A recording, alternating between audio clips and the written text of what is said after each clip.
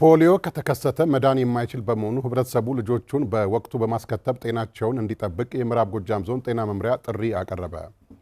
የተቀናጀ የፖሊዮ መከላከያ ክትባት በምዕራብ ጎጃም ዞን እድሜያቸው ከ5 ዓመት በታች ለሆኑ ህጻናት እየተሰጠ ነው። ንጉስ እንታየው ተጨማሪ አለው። ፖሊዮ ከተከሰተ መዳን የማይችል በመሆኑ ወደማይመለስ ሽባነት ብሎም ለሞት የሚያደርስ በሽታ ነው። የአስከፊ በሽታ እንዳይከሰት የተቀናጀ የፖሊዮ መከላከያ ክትባት በምዕራብ ጎጃም ዞን እየተሰጠ ነው። ክትባቱ እድሜያቸው ከ5 ዓመት በታች ለሆኑ ህጻናት ነው የሚሰጠው።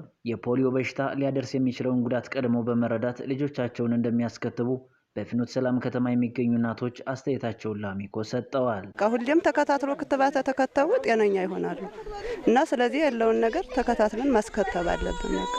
ጠቃሚም ስለሆነ ማለት ነው። እኔ ያየሁትና ሳስከተብ ልጆቻቸው ጤነኛ እንዲሆን ከነፍሰ ጡር ጀምሮ እስከ ልጆች እስከሚያድጉ ቢያስከትቡ ጥሩ ነው።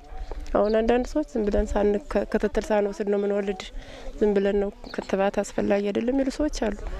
እና እኔ በበኩሌ ራሱ ክትባት አሪፍ ነው ዝም ብዬም ሳትሉኝም ክትባት አሪፍ ነው ለልጆች። በፍኖተ ሰላም ከተማ አስተዳደር ከ9200 በላይ ህጻናት ለተከታታይ ቀናት ክትባት እንደሚሰጥ በከተማ አስተዳደሩ ጤና ጽሕፈት ቤት የህብረተሰብ ጤና አደጋዎች መከላከልና መቆጣጠር ባለሙያ አቶ አዝመረው አዳሙ ገልጸዋል።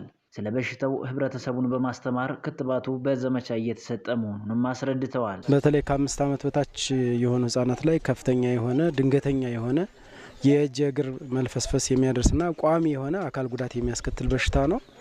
እንግዲህ ይሄ ደረሰባቸው ማለት ህጻናት በቤተሰብ ላይ በሀገር ላይ አጠቃላይ የሚኖረው ጫና ከባድ ነው። እንግዲህ ህብረተሰቡ መስማቱ ምንድነው ጠቀሜታው? ፖሊዮ የሚያደርሰውን ችግር ከተረዳ ለክትባቱ ተባባሪ እንዲሆን ነው። ታላሚ የሆኑ ሁሉም ከ5 ዓመት በታች ህጻናት ተደራሽ እንዲደረጉ የማድረግ ስራ ነውና እሱን ያጠናክረን እየሰራን ነው። በምዕራብ ጎጃም ዞን እድሜያቸው ከ5 ዓመት በታች ለሆኑ ከ242000 በላይ ህጻናት ክትባት እየተሰጠ መሆኑን የዞኑ ጤና መምሪያ ኃላፊ አቶ ኤፍሬም ክፍሌ ተናግረዋል። እንደ ዞን ከ242000 በላይ ህጻናቶችን ነው በዚህ ክትባት የሚያልፉ። ስለዚህ በዚህ ዙሪያ ላይ እንግዲህ ባለሙያዎችንም ኦሬንት አድርገን ስልጠና ሰጥተን በሁሉም በዞናችን ባሉ ወረዳዎች በዞናችን ባሉ ቀበሌዎች እድሜያቸው ከ5 ዓመት በታች የሆኑ ህጻናት በዚህ ክትባት ያልፋሉ ማለት ነው። ስለዚህ አስቀድመን በጣም ሰፊ የሆነ የቅድመ ዝግጅት ስራዎችን ሰርተናል። ህብረተሰቡም ልጆችን በማስከተብ የፖሊዮ በሽታን ለመከላከል እየተሰራ ባለው ስራ እገዛ እንዲያደርግ ጠይቀዋል።